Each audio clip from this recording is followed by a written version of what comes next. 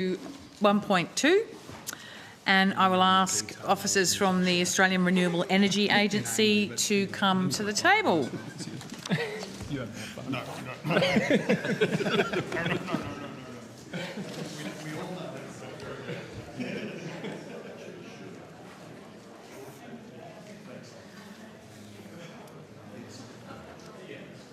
David, do you have questions for these guys? Check in towards the end, see if something's come up. I'll check in towards the end, see if anything's come up. Leah? So I've got to ask yourself, why are they here? Oh. We'll hold the fort until you... Do you want to...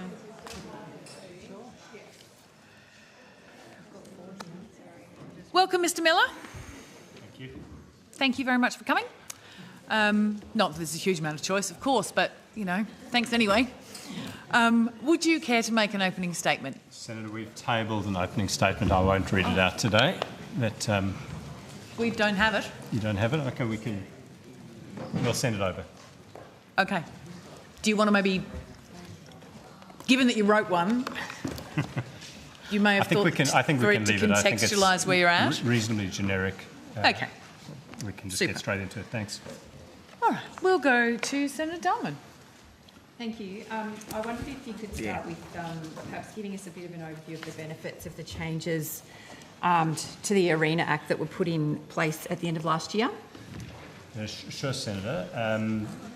A variety of changes. Probably the most significant elements to that would be the opportunity for the first time in ARENA's existence to have a general right to employ our own staff. We've been operating on 2 employees, and all of our resources have then, beyond that, have been made available by the department and or consisted of consultants and contractors. So that's probably the most significant internal operational change that will be of benefit to the agency. We've also had funding that was appropriated to ARENA added to a table in the Act, which has provided statutory a greater degree of certainty to the availability of funding to the market. And other changes including board composition, length of board terms, and a variety of other amendments, which I'm happy to go through in more detail if you'd like. Maybe just in terms of the value of the statutory funding, what was that? And if you could talk a bit about how this helps investment.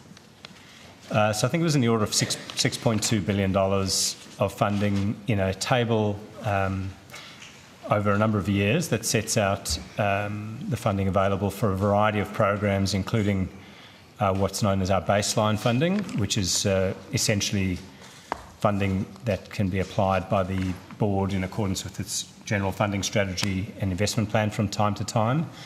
And then a variety of budget measure programs over the years that have been appropriated to ARENA, including an additional set of baseline funding, Solar Sunshot Program, Battery Breakthrough Initiative, Future Made in Australia funding, and the like. Mm-hmm.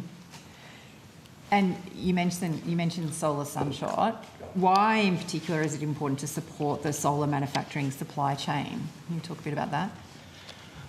Well, Senator, I can give you our perspective on that, which is that solar is a critical technology for Australia's energy future and economic future. Supply chains are currently, as you'd be aware, highly concentrated in one particular country, that's China. And with just the volume of solar deployment that we foresee in Australia, there's a benefit in Australia having some say and skill set in that supply chain, and I think that's the primary underlying driver and rationale that we see as ARENA for that program. Yeah. And just in terms of the Future Made in Australia community benefit principles, can you talk about how you propose to implement these, and also whether or not you already take many of the issues into account when you support with your existing programs? Yeah, so we first implemented community benefit principles overtly, if you like, in our Hydrogen Head Start program, where we have quite an in-depth requirement for projects to engage meaningfully with communities and apply the principles of local economic advantage, jobs, and good engagement with the local communities as part of what they do.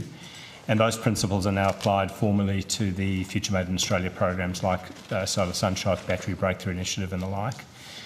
What I would say is that in ARENA's history, we've always required these kinds of things and always been mindful of the impact on local communities. It's now been formalised in these principles, and it gives us an additional impetus to make sure that the projects are doing everything that's reasonable and meaningful for the local communities and creating local economic advantage. Okay, so a continuation of the status quo, it sounds like. And a formalisation, if you like, of those core principles that we would have been implied in the past. Okay, thank you. Senator Davey. Thank you very much. You mentioned the Hydrogen Head Start program, which is great because now I will continue on that line. That program, which was announced in December 2023, and ideally, if it comes to fruition, would like to see the driest continent in the world essentially export water to other continents. That's me simplifying it. But we haven't had any updates since its initial announcement. Can you provide us with an update on the progress of that program?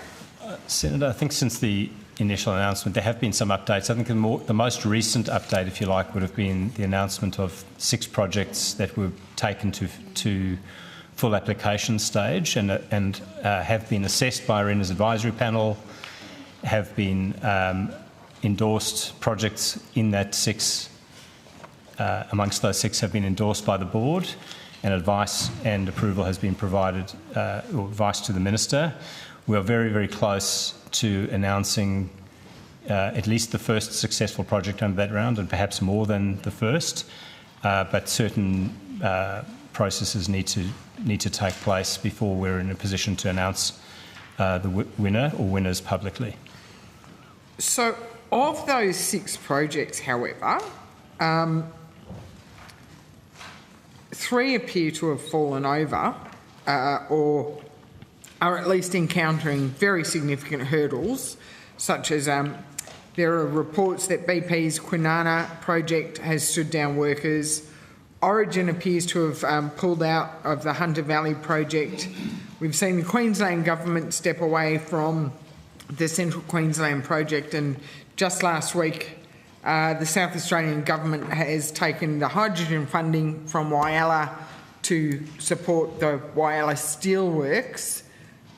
So are we going to have an update saying that the 6 is now 3 or potentially 3 less than 3? Well, Senator, we were always very clear, and the market is very clear, that the funding available in Hydrogen Head Start Round 1 we thought would be sufficient to see 1 to 2 projects be selected. And as I said to you, we've down selected to 6, and we have provided advice and are working through the processes to announce who we've been in a position to provide funding to. If you would allow me, would prefer not to provide a commentary on the specific projects. We have very, very strict probity guidelines and processes to follow, and I would rather make the information available publicly when it is appropriate to do so. But just to be clear, so the Hydrogen Head Start program was only ever designed to fund 1 or 2 projects. It was ARENA's estimation that that amount of funding and the project size that we were looking at and the economic equation, if you like, of hydrogen at the stage it's at would allow us to support 1 to 2 projects out of the first $2 billion of funding available. And I appreciate that you don't want to, and nor should you, discuss any commercial sensitive information, but given, I mean, the collapse of the Central Queensland hydrogen project has been very publicly discussed.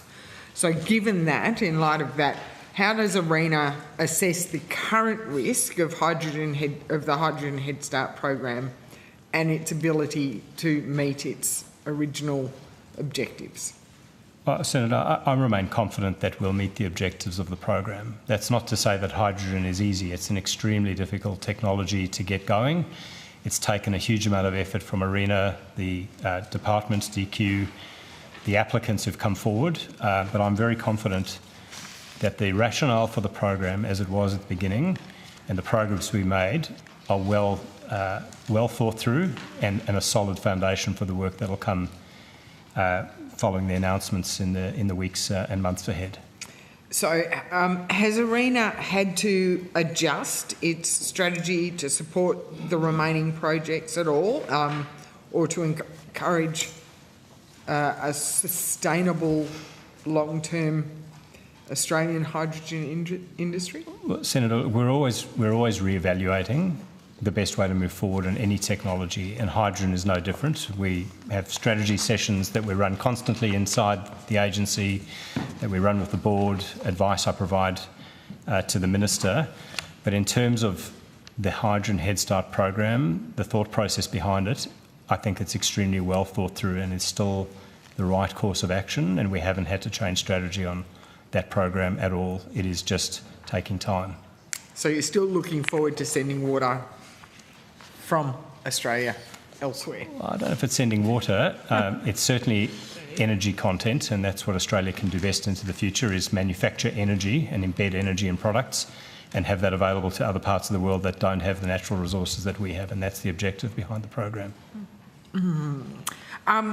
Just quickly, I'm very aware that I'm hearing some throat clearing, but very quickly, I just want to move to the community battery program.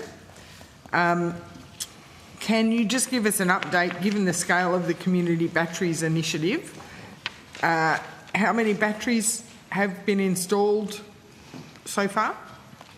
Community batteries? Senator, I'd have to take on notice that's the answer precisely to the question you've asked about how many have been installed, but we have made very good progress on that program. In fact, we were oversubscribed and delivered more batteries than we were requested to deliver for the funding available. We've signed up 16. We've signed up contracts with 16 counterparties for over 340 batteries, and we have funding left over for a second round, in fact, which we're hoping to deploy soon.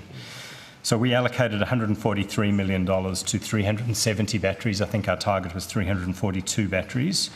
And as I said, I think there's about 20 counterparties or 19 counterparties, and 16 of those have been signed up already. So during the last election campaign, there were 58 locations promised by the Labor government. Have those 58 locations all been serviced? Senator, I'll let the department answer that, because those batteries, because they were specified in terms of particular locations, ARENA wasn't able to help with that. We are, as an independent agency, not able to be instructed to fund a particular project, so the department took on the task of delivering those 58 batteries. So ARENA's cohort of batteries were in addition to the 58 to make up the full number. Those 58 locations were not election ARENA's commitments, which were not funded by ARENA. They had nothing to do with ARENA, so I have no knowledge of how they're going. So any locations that ARENA has serviced, do you know how many individual locations? Because 314 batteries, how many individual locations? It would be the number of locations would be the same as the number of batteries. Every battery stands geographically on its own. So they're not battery banks? No. Like the Tesla battery in South Australia, which is no. Each community battery has its own piece of land, whether that's on a nature strip or in a park or at a substation or behind the meter at someone's facility or a sports stadium and the like. So the 370 batteries that ARENA has committed to fund or approved for funding, that's 370 separate locations. Okay. And to the department, of the 58 election promises, how many have been delivered? So that was in the previous outcome 1.2, those officials, so we can take that on notice. Right, this is where it gets frustrating. Okay, so there's no one here no, left those that could step up? officials have gone. this arena here at the moment. Would it be possible to get that advice from the department by the end of the day? I'm not sure. We will endeavour to do our best to get you that information. I would appreciate that. Okay, thank you. Thank you. Senator Pocock. Very much, Chair. Thanks for your time, and thank you for all the work that you and your team are doing. I've got some questions about the electrification accelerators announced a month or so ago by Minister Bowen. As I understand it, the Minister wrote to ARENA to exercise his referral powers under Section 11 of the Act in August last year, so six months ago. And I was just keen to get an update of what's happening. Where are you up to in terms of the ARENA process? Yeah, sure. So, Senator, we received the letter, Section 11 letter from the Minister. I think we replied to that letter in very early November, and we've released some public information on our website to give the industry an indication what they should do if they have projects that meet those criteria, or from their perspective meet those criteria.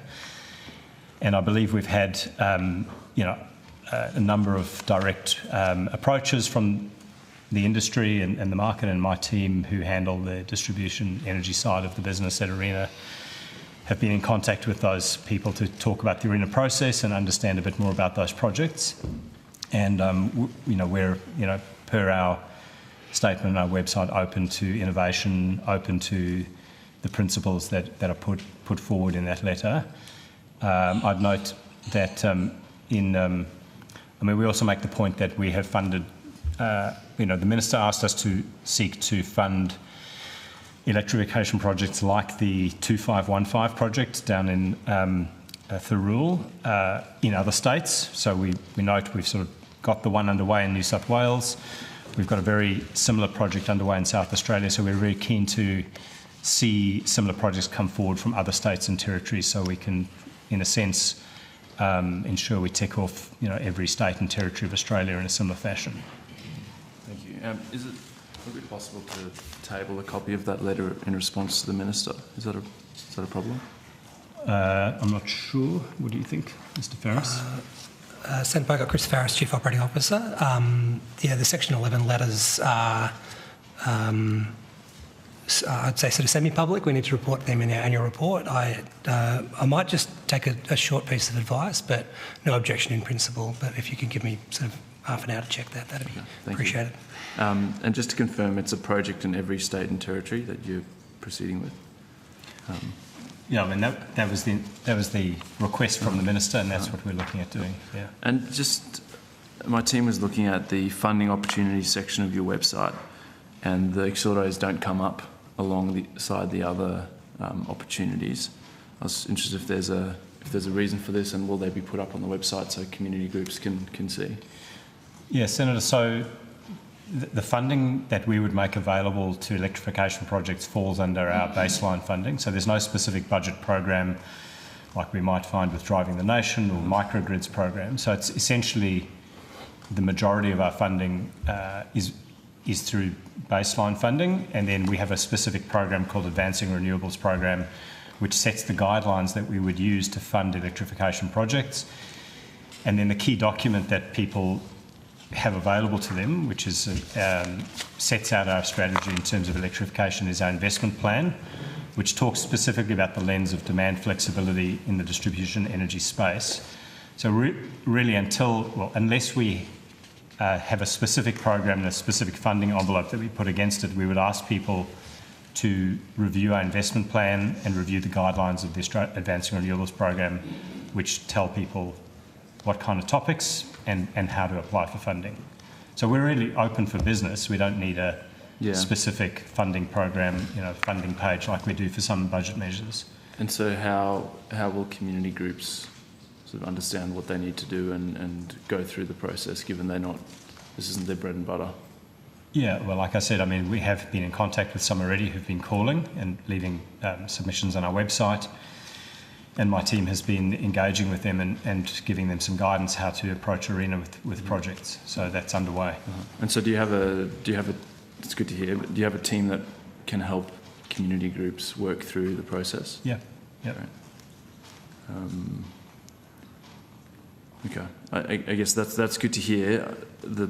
Just to pass on some feedback I'm hearing is that when you go to the website, it's hard to actually find the opportunities for this, and I understand it's not a dedicated stream, it's coming out of your existing funding.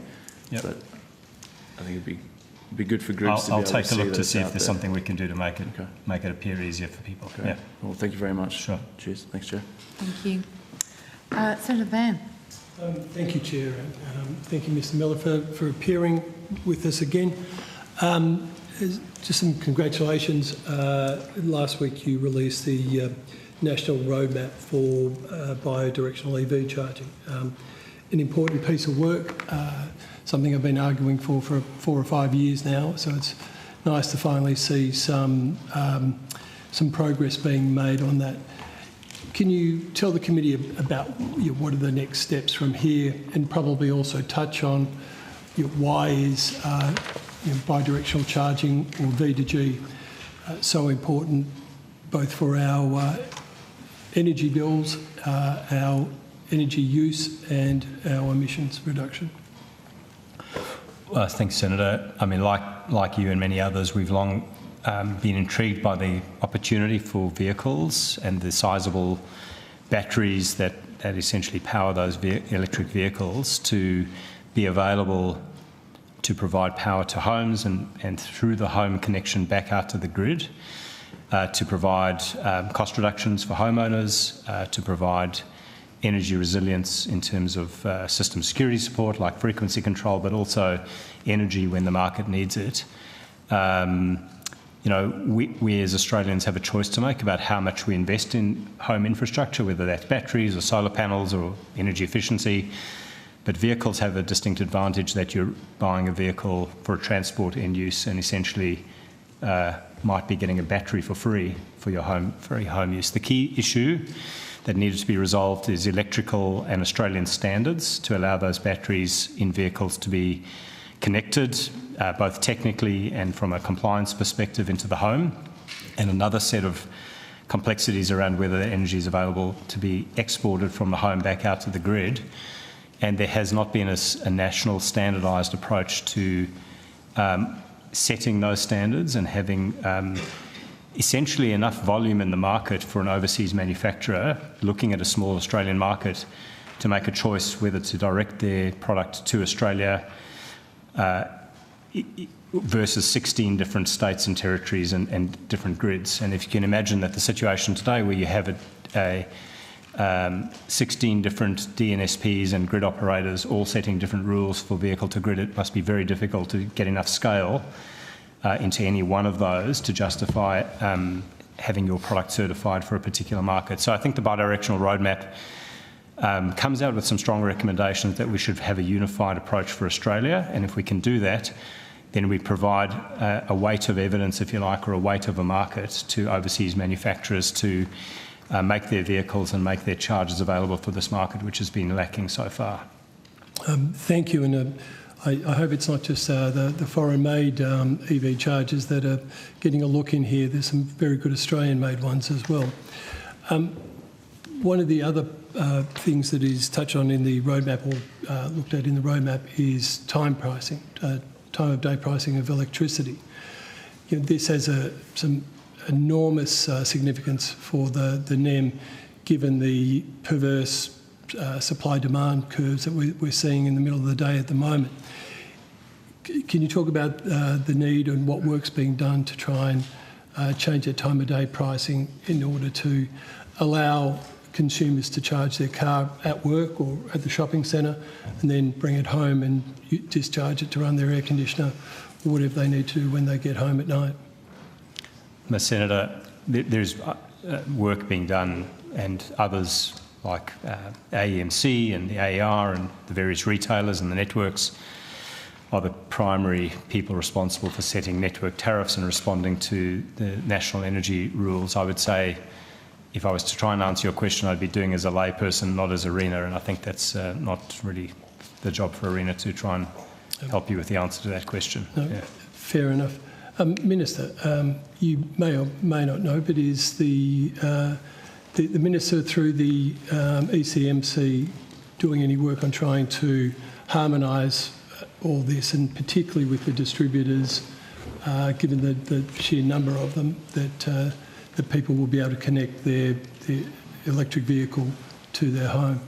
I'm always happy to cheerfully confess when I don't know the answer to that question. And I'm sorry, Senator Van, I don't know if we can provide directly to you any update. I'm sure the Minister's office will be very happy to do that. Thank you.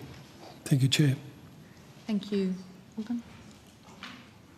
Excellent. Thank you so much for your time. Really, really appreciate it. And we will let you go. Thanks. And we will